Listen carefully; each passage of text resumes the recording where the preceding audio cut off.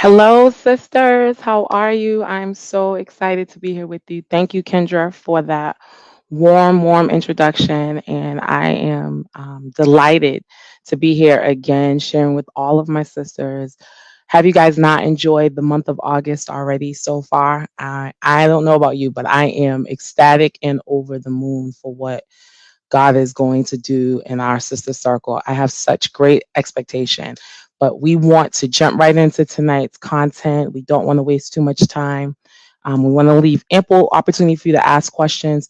Feel free to throw your questions in as we're kind of going through the content for tonight. And I want to, of course, give honor and deference to our own fearless, marvelous, wonderful leader, our own circle pastor, Lady Leah Hill McNair. Whoo, y'all throw up some hearts and some likes for our leader, for our lady who has honestly led us through this pandemic into this 1 year anniversary mark. I don't know about you, but my life has been forever changed because of her yes. So I want to give honor definitely to her for her sacrifice and for her yes. So if you didn't know what you signed up for or what you came on for, you are here for our class on soul ties. And I'm going to throw up a disclaimer for you right now that this is probably going to get uncomfortable, but if you stick through it with me, we'll get you all the way to the end. And the goal is that when we finish this conversation, that the things that may have you bound or tied up will definitely have you free by the end of today's session. Is that all right? Throw some hearts up there if that's all right with you, sisters. So think of it kind of like this. Tonight's session is not going to be easy, but it's kind of like ripping off a band aid that needs to come off. It's painful for a minute, but it has to be done. All right. So let's talk about what are soul ties. And you've heard people mention it. We've had some awesome teaching on this in the Sister Circle. And I just want to come alongside of what's already been shared with us in previous sessions about this. And the hope of us sharing these items with you is really so that you get to a place where you can recognize and understand what those things are that may still have you in bondage. And the goal is for you to be free. Tell somebody, sis, we want you to be free. So we know that the soul is the habitation of all of our feelings. It is the place that holds all of our emotions, our will. Some people even refer to it as really being our personality. It's what makes us us. And it can bring forth beneficial results or harmful results. And if it's tied to the wrong thing, or if we cleave to the wrong person, the results can be disastrous. Soul ties are formed when two or more persons become bonded together in the realm of the soul. So, spiritually connected with this person, not just talking about connecting with them physically, but connecting with them on a spiritual, in depth level in the soul connection. That's that soul connection. You hear people use the term my soul mate. And this is the type of connection and tie that we're talking about tonight. And it's your soul, your mind, your will, that thing that helps you to make choices, and your emotions. All of these things are bundled together into one thing. And these things will construct your soul. And these are the things that get tied to other individuals. It is the knitting together of two souls. When this occurs in a godly relationship, as in a godly ordained marriage, blessings will result.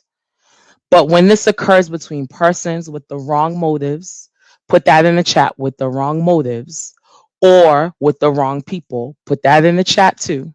Confusion and destruction are the result. So when we have these ties and connections with people that God has ordained us to be connected to, those godly ordained relationships, those godly ordained marriages, that is the type of cleaving and connection that God designed for us to have. And there, out of that relationship comes a result of blessing. But when you connect with the wrong people, and you're connecting with the wrong persons you are not ordained to be connected with, or people that have the wrong motives for being in relationship with you. And I know some of us have had those situations where you got to connected to people that have the wrong intentions, the wrong motives for you. Nothing but confusion and destruction result. And you have to recognize that the enemy knows that we're relational beings. So he uses that longing in us to be connected with other individuals to be the means by which he walks us down the path of destruction.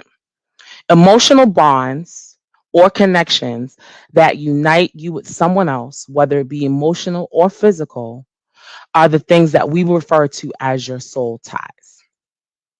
So watch your connections. Put that in your chat. Watch your connections.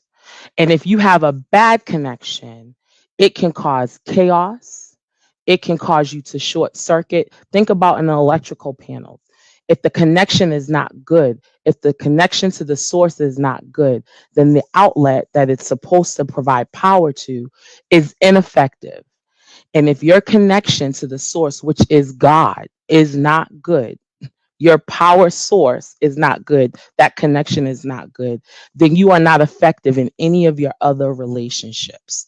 And a lot of times we end up in these situations because we have pushed God out of the equation and allowed other people, whether it be ourselves or people that we're in relationship with, to be on the throne of our hearts.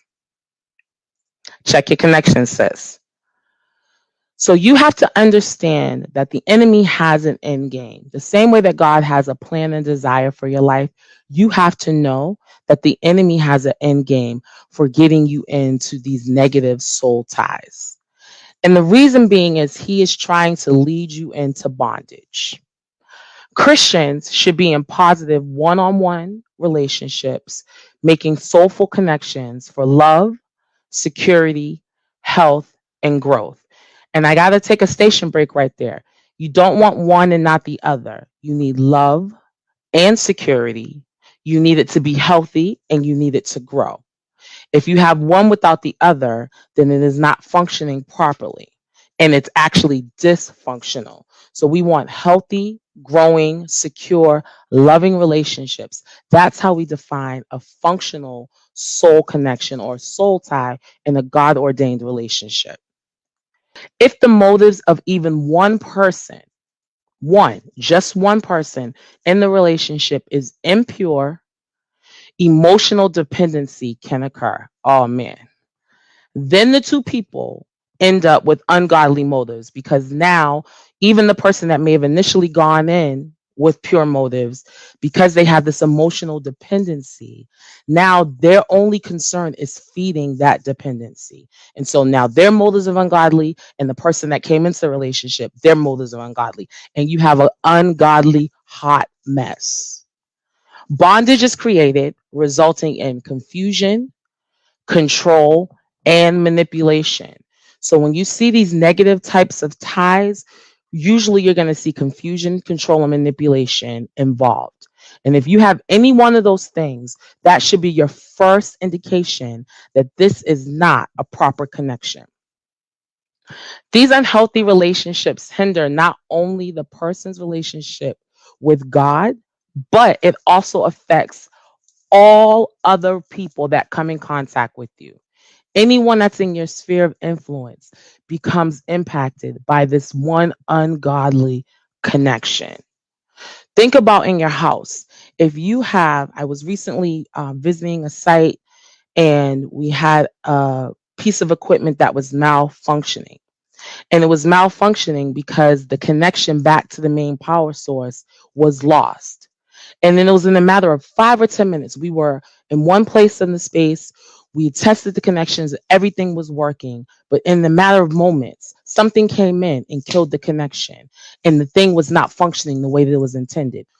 In a matter of moments, one bad decision, one bad relationship, one bad hookup, one bad sexual encounter with the wrong person, the person that's not your husband, can kill your connection with God. It will render you ineffective, null and void. And the enemy intends for you to be in a place where you are ineffective because he's going to try to take you out in that space. And the root of all of this is sin. It's the sin of idolatry, dependence on another person other than God.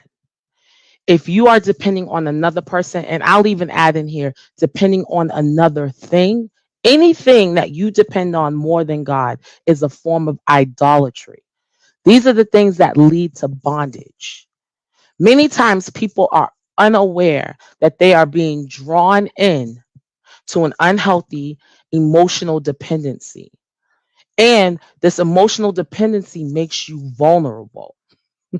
It makes you vulnerable to the schemes, the tactics, the tricks, and this plot of the enemy. So this is how the enemy works, right? We know that he's not going to come after you when you're on the nudge at 6:30 in the morning. He's not coming after you when you're in the collective gathering of the saints, when we're together at the 21-day celebration. That's not typically where he's going to come after.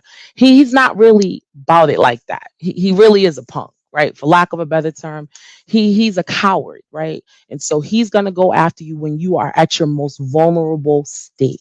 So he wants to draw you away from God, draw you away from godly relationships, draw you away from places that would feed you and help you to grow, so that the less that you are fed, the weaker you are, the more vulnerable you are, the more susceptible you are. This is why you have to guard your heart. This is why we've been talking about access for the month of August. This is why you have to be careful who and what has access to you. When you allow things to have access to you that God did not assign to have access to you, those things will drain you. And the enemy, he's content with playing the long game. He'll wait, sit back, and wait until you are at your lowest point. And that's when he strikes. Think about in the jungle. They attack when the critter has been separated from the pack and is now vulnerable, right? They've lost their protection. They've lost the connection with the rest of their pack. They've been injured. We're going to talk about injury a little bit. They've been injured and now they are lying there, open prey for the enemy. And when you get tied into these negative soul ties of relationships, you are in bondage and enslaved to these relationships, and you are prime prey for the enemy. So, four areas I want to talk to you about where negative soul ties occur. First place that you see negative soul ties occurring is under false teaching. You are transferring your allegiance to a different gospel. In Galatians, Paul writes to the church there about not following after a strange gospel, the gospel that wasn't delivered unto them. For those of us that are believers, when we allow ourselves to entertain relationship with non-believers, we are opening ourselves up to a transference of our allegiance to a different gospel, to a strange gospel, to a gospel that was not delivered unto us. And we know that the power of the gospel will set us free. And the problem is when you walk away from that and you walk under false teaching, those things will literally enslave you, ensnare you, and put you in bondage to legalism and laws and rules and thus and thou and do this and don't do this, things that you can't possibly live up to. Other areas in which we find ourselves in negative soul ties: fornication. No surprise to anyone in this conversation. Sex outside of marriage is a chief hindrance, not just to singles, but even to those of you that are married. When you've been lottie dottie with everybody and you've attached yourself sexually to other people, it puts a hindrance between you and the one that God has ordained for you. It puts a barrier between husbands and wives achieving a true sexual union. This is why the Bible instructs us to abstain from sex outside of marriage. It's not because God doesn't want you to have a good time. It's not because God doesn't want you to enjoy sex. He knows that we enjoy sex. He made us to enjoy sex, but He made us to enjoy it in the confines of a marriage tied to the one that God has assigned to our lives. 1 Corinthians 6:18 puts it like this: we are scattered in who we are and our affections and desires when we have had many sexual partners, because we are becoming one when we are joined together. So every time you sleep with that person, every time you connect with that person, that's not your husband. You are joining yourselves to that person. The next way is evil companions and wrong connections. Put that in the chat. Evil companions, wrong connections. Do you not know that some people come into your life on assignment? And they come in on an assignment not to get you to your destiny, not to get you to your purpose, but they are literally on an assignment to draw you away. How does the enemy draw us away? By the lust of our eyes, by the desires in our heart that don't align with God's plan for our life. He will use those connections and companionships that on the surface, remember that word, surface, appear good, appear to make me feel good. And they come at you with flattery, flowery words to make you say, oh, yes, you must be the one. But First Corinthians tells us, do not be deceived. Bad company corrupts good morals. And I'll put it this way to you, the road to hell is paved with great intentions. And the other way that we see negative soul ties occurring comes through addiction. There is a hook in the mind, will, and emotions that literally catches you like a fisherman's hook and wheels you in. And any of you that have struggled with addiction, you can testify to this, that the more you try to pull away from it, the more it draws you back, right? And then it keeps wrapping itself around you. Think of like a snake, a python. It literally gets a grip on you. And the more you struggle against it, the tighter the grip becomes. That's what happens when you are involved in negative soul ties relationships. The enemy uses these areas to ensnare or entrap you in an emotionally dependent state. This means that the person can now deeply manipulate you, intimidate you, and or dominate you. This is all the enemy's attempt to grab control of you. This is why we cannot allow ourselves to be controlled by our flesh. We can't be controlled by alcohol and drugs. We can allow ourselves to be under the influence of anything other than God. It will create an extreme attachment. Tell somebody extreme attachment between two people that uses manipulation to control the other's life. Now you're saying, sis, not me. But I want you to be honest. Take just a second to think about it as we're talking.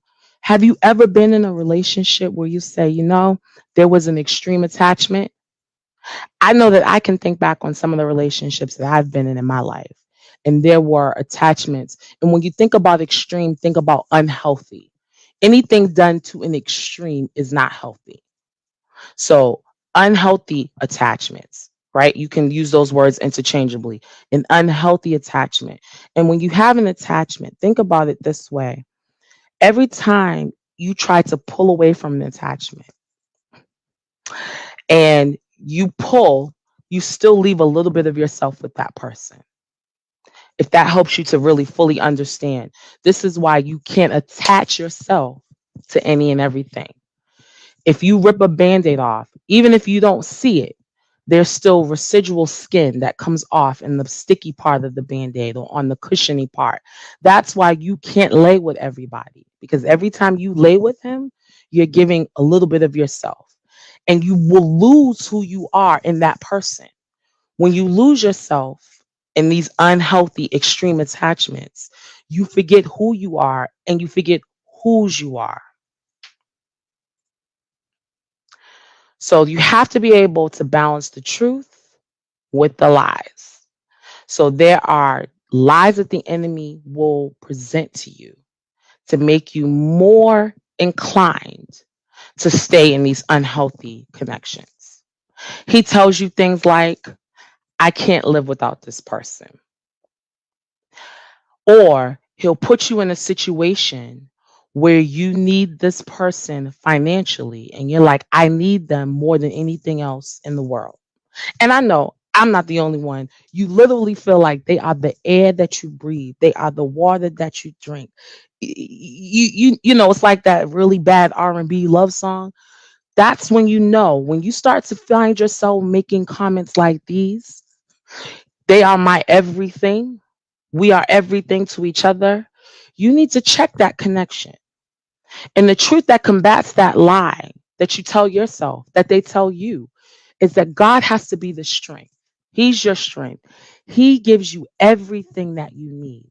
And whatever you need is found in God and flows from Him to both of you. But that person cannot be your source. That person cannot be your everything. I hate to bust your bubble, but that person cannot be your everything. If they are your everything, then where's the room for God? This is why Jonathan Reynolds had to write a song that says, I will make room for you, because we make room for everything else. And in our attempt to occupy our lives, fill these areas of our lives, we are literally crowding God out. And God said, if you would let me into the crevices, into those deep places, He will fill every void, every space. But when those spaces go unoccupied, we make ourselves susceptible to the lies of the enemy. We make ourselves embrace it because it fills something in us. People don't fall into bondage because they were told the big bad wolf is coming to you. No, the devil's way too cunning for that. He's a slewfoot devil. He's slick with his. He will come in and he will entice you away from the things of God. So don't fall for the setup. Don't fall for the trap. Don't be like Samson, the greatest story of a bad soul tie connection. It can't be get any better than Samson. Samson literally had a woman who wasn't even trying to hide what she was, but she had enticed him away from God and from his purpose, and literally was playing this game with him. Have you been in a relationship where the truth is rolling around in your head and your heart saying something ain't right about this? You know this relationship isn't good, but you keep playing with fire. And you know how the old adage goes, you keep playing with fire, guess what? You will get burned. And so just like Samson, we think, oh, not me. I'm too saved. I'm too strong. I'm too built up in the Lord. And those are the ones, my daddy used to tell me, the bigger they are, the harder they fall. And just like Samson, he played with fire. And ultimately, the enemy will leave us eyes plucked out with no vision, strength gone, and in a helpless state. And that's literally what will happen to you if you keep connecting with the wrong people.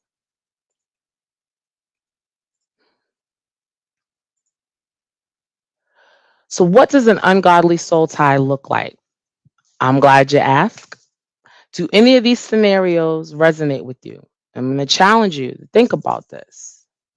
If they do, you might have an ungodly soul tie. He makes me feel like his problems are my fault. I'm on pins and needles with anxiety or fear of saying the wrong thing when they enter the room. I can't forgive him or her. The memories keep playing over and over in my mind. I feel responsible for this person's happiness. I know the Bible says sex outside of marriage is wrong, but I just can't seem to give this person up. If you can't say amen, say ouch. I excessively wonder about this person or want to check on them. I rehearse what I like to say. My well being is dependent on another person's behavior. This one hit me home personally. I'm numb over the severed relationship and I can't move on. I'm plagued with insomnia and intrusive thoughts about him. And lastly, I'm drained by this person. All I want to do is disconnect with them. If any of these statements resonate with you, it is possible that you might have an ungodly soul tie. So, sis, what are you carrying? We know we're carriers of the fire, but truth be told, we know that we're carrying some other stuff. What are you carrying, bag lady? And we all know the song. Our sister wrote it, and it was so prophetic, whether she realized it or not. And she said, bag lady, you gonna hurt your back carrying all those bags like that. We know the song, and I know as soon as I said that, some of y'all started bopping and singing along with me because you know it.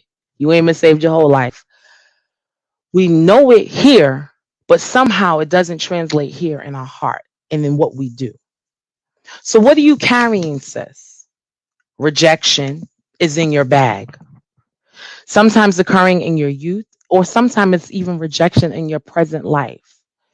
There's a tendency to grab anyone who will accept us, even if they're not good for us. There are people who will deliberately set out to control a weaker individual and therefore feel strong and alive by doing so. Satanists are actually trained to identify rejection in the young and deliberately build emotionally dependent relationships in order to control. What's in your bag, sis? It's killing you. Lonely, loneliness. You just got a need for companionship. Sometimes this is brought on because you don't like yourself. And some of us have not mastered the art of enjoying time with ourselves. We talk about self care, but we cannot spend 5 minutes alone with our own thoughts and with our own person because we don't like who she is. You got to let God deal with who she is so that you don't become prey to somebody that's looking for a lonely heart. Again, because that's a hook that they can get into you. Your need for companionship, a place where emotional needs are not being met. And oftentimes, even in marriages, you'll see the deep needs one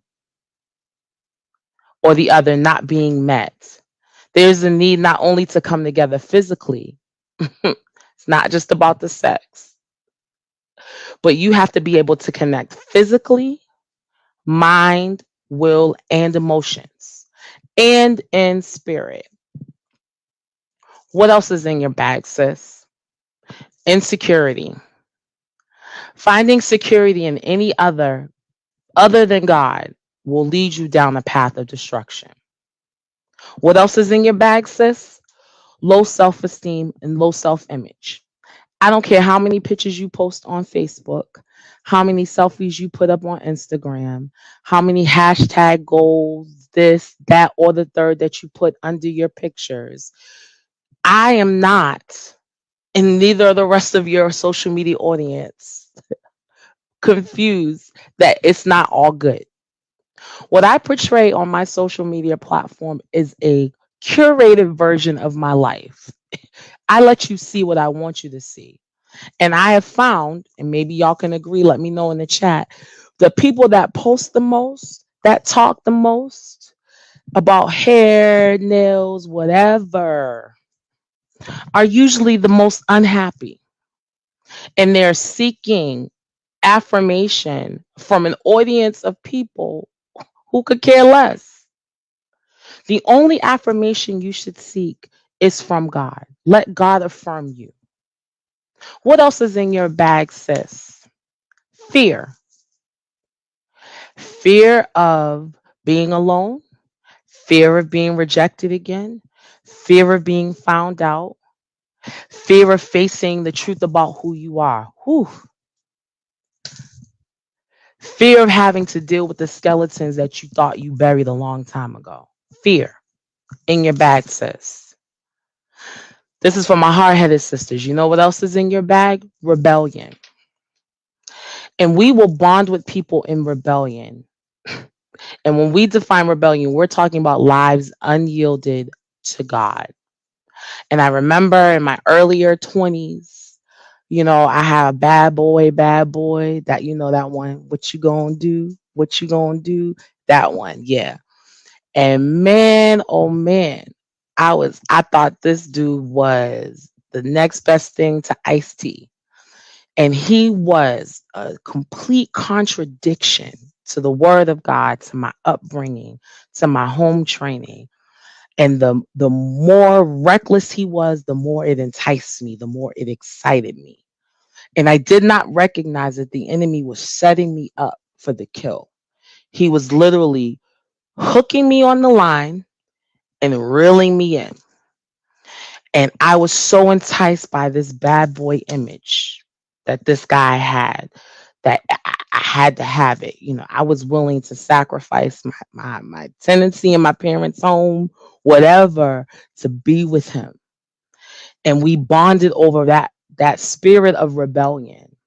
And for me, it was literally me telling God that, God, I'm going to do my own thing and I'm not giving you my life. And that created a tie and a bond between he and I. And one other area that you're carrying, sis, life crises. So there are things that are happening to you that you're not dealing with, that you're just putting in the bag. Anything that you don't deal with will come back up to haunt you. That's why God is the revealer of truth. That's why God turns the searchlight of heaven on us, because darkness cannot hide in light. And you got to open up that bag and let God get in your bag. I know we talk all the time about, I'm trying to secure the bag. You're securing the bag and you have stuff in the bag that God's trying to take out of the bag. I don't necessarily want to be so consumed with securing the bag. I want to be delivered from the bag because my trust and hope is not in the bag.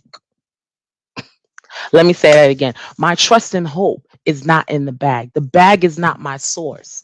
The bag is not my provision. The bag is not my provider. No person, no place, no thing is the ultimate thing for me. That has to be God's place and God's place alone. And so a bag is a good place for cover. And the bag lets you make your focus be on that and not on God. So be careful the next time you talk about, yeah, I'm out here in these streets trying to secure the bag. I'm trying to secure wholeness. I'm trying to secure my deliverance. I'm trying to secure being free and being a God fire carrying woman. That's what I'm trying to secure, sis. So this term right here is not foreign to the ladies in the sister circle. Our circle pastor tells us this every single month, and I have to pick it up again. Drop the weight. Hebrews 12:1 puts it like this. I believe this is from the Amplified version. It says, therefore, since we are surrounded by so great a cloud of witnesses, and you have a great cloud of witnesses today on this live with you, who by faith have testified, they have told you the truth of God's absolute faithfulness, stripping off every unnecessary weight and the sin which so easily and cleverly what entangles us. Let us run the race with endurance and active persistence, the race that is set before us. You have to be untangled in order to run, and you are running for your life. I'm not just doing this for doing its sake. I don't get up at 6:30 every morning, Monday through Friday for 3 weeks straight, 8:30 on Saturdays and Sundays because I don't have anything better to do. I'm in a race. I'm in a race for my life. I'm in a race for my children's life. I'm getting away from the things that the enemy tried to use to kill me. And the hardest target to catch is a running one. If I'm running for God, it makes it harder for the enemy to catch me. But I can't run when I got all this weight on me, when I'm carrying all this baggage, when I have all this stuff that's weighing me down and it's slowing me down to give the enemy a chance to catch up to me. And I don't know about you, I don't want the enemy to catch up to me. I'm leaving that dude in the smoke and the dust behind me. I'm not looking back in my rear view. You have to drop the weight. What is hindering you from running the race that God has set before you? Whatever it is, you got to drop it, sis. If you got to ask for help, ask for help. If you got to cry, cry. You got to yell, whatever it is. In these entanglements, yeah, I know that we thought this just came about with Jada and Will. Entanglements have been around as long as men and women have been around. We have been entangled in relationships. And God say, I'm trying to free you from this entanglement today. Drop the weight. How do I break free from these unhealthy soul ties? Number one, and then we're going to open the floor for questions. Acknowledge. Admit you have an unhealthy relationship. We used to say, I'm going to date myself right here. We used to say in my day, ain't no future in your fronting. Meaning you're not going to make it to what God has for you if you keep faking like everything's all good. You're not okay. And it's okay to acknowledge, you know what? I'm not okay. And this relationship I'm in is not okay. Admit you have an unhealthy relationship or connection. Accept what you know in your heart to be true, because 9 times out of 10, you know it. And then allow the Lord to reveal the wounds or sins that have led to the soul tie development. Wounds or sins. Some of us are in soul ties because of wounds that have happened to us. And some of us are in soul ties because of sins that we have committed. Next, turn. Let go. Put that in the chat in capital letters. Let go. Let go. Let go. Let go. Let go of dealing with this issue in your own strength and turn to God. If necessary, tell Him you're sorry. Tell Him you're sorry, because all of the entanglement is not always the other person. Tell Him you're sorry for whatever wrongdoing that you've done on your part. You cannot demolish a soul tie by merely leaving a relationship. Uh-oh. Let me say that again. You cannot dismantle or demolish a soul tie by merely leaving a relationship. If you bought that lie, you've been misled. If you ever come in contact with that person again or share intimate space, those old flames will rekindle and you'll be shackled. And that feeling, that longing will continue to linger inside. So just leaving is not enough. You got to turn from that thing, right? Don't back out, keeping your eye on it. You got to turn and run, tuck and roll, turn and run. Discard. This is important, ladies. Discard material things received in that bond. Whew. Yeah, that bag, those shoes, that jewelry, you got to return it or get rid of it. Get rid of things that carry sentimental value to you. These things that were given to you, and no, because every time you look at it, it's your mind starts to go back. How Mary J said, reminisce on the love we had. Yeah, that's what those things do. We have to break every chain, every connection, return it, return to sender without a return address to you. Return that to the sender. Put that in the chat. Return the sender, sis. Return the sender. Discard those materialistic things that you may have received in this unhealthy soul tie of a relationship. And then you have to cut off the relationship completely when possible. So I know that there are challenges when there are shared parenting responsibilities. And if that's the case, you have to take special care to guard yourself spiritually and physically and cut off the sex. Even if you were married to him, cut off the sex. Forgive and release. Forgive yourself and the person so that that person does not occupy space in your heart and mind. When you hold on to unforgiveness, you allow that person to occupy space in your heart and in your mind. Forgive them and let them go. Get them out of you. Despite any hurt or ill feelings you have, and I know you have them, you cannot wish karma whew, on someone else. Instead, I want you to wish, not just wish, pray blessings and release yourself.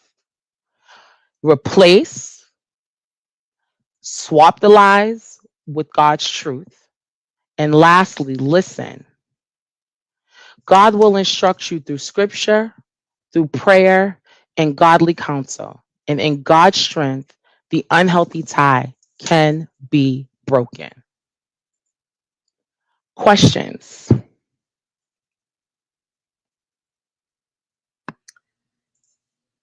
Hello. I saw one question in the chat. I saw one other question in the chat, and it asked, "What do you do when kids are involved?" And sisters, if you have questions, place them in the chat now, so we can go ahead and get those answered. Kids are involved with the relationship that you were in a negative soul tie. I'll answer from that perspective. If that's not the right perspective, hit us up in the chat and we'll try to address your question. So if your children are involved, and I think the example I gave in the presentation was if you are co-parenting, right, in a co-parenting situation, obviously you can't cut off complete contact with that person because you have to co-parent with them, but then you have to set boundaries, right? You have to guard yourself. Don't put yourself in a position where you're alone with this person. And if you have to use mediators, trusted friends and advisors, i've I've had to help friends that were coming out of abusive relationships but were allowing the other parent to still see the child. And I raise my hand and say, I'll help with drop off and pick up. You use your circle of trust, use people that can help you, but don't allow yourself to kind of fall back under the control and manipulation of that person. If you can't be in a space with them alone, then you should not do that. And you need to figure out how to allow them parenting time, but protecting your peace. That is great. And I don't show questions, but I do see a lot of amazing notes in both YouTube and Facebook. Listen, I know I told y'all to brace yourself, and I don't think you listened to me when I told you to do that. But Big Sis came with all the guns blazing, okay? Like, not just one, every gun she may own, they all blazing at the same time. This was amazing. It's amazing. I'm already planning to go back and rewatch it to get more notes and to check myself again. Listen, please put your hands together in the chat for our big sis, Pastor Shekinah, because listen, you don't get teaching like this. She taught on so many different levels too. So I know you could all find your place within this teaching tonight. But this was absolutely amazing. What's in your bag, sis? What is in your bag? Okay, let's drop the weight. It is time to drop the weight. This is amazing. Do you have any last words, anything, Pastor Shekinah? Because I just want to encourage all of my sisters. I know sometimes when you're in these difficult spaces and you're trying to come out of these relationships, it almost seems like an insurmountable task. And I want to encourage you, if you are in that situation, that God can bring you out, right? There is no bondage, there is no entanglement or ensnaring that the enemy can try to put us in, that the power of God cannot break. So I want you to be encouraged that you may have resonated with some of the things that I said, and you're like, oh man, that's me. But I want you to know that you don't have to stay there, that you can move from bondage to freedom today. And so if you are in the chat, if you're here in the session, we're praying for you, praying with you that God will literally break the bondages of unhealthy, dysfunctional connections that would try to bind you, and that you will be free today in the name of Jesus.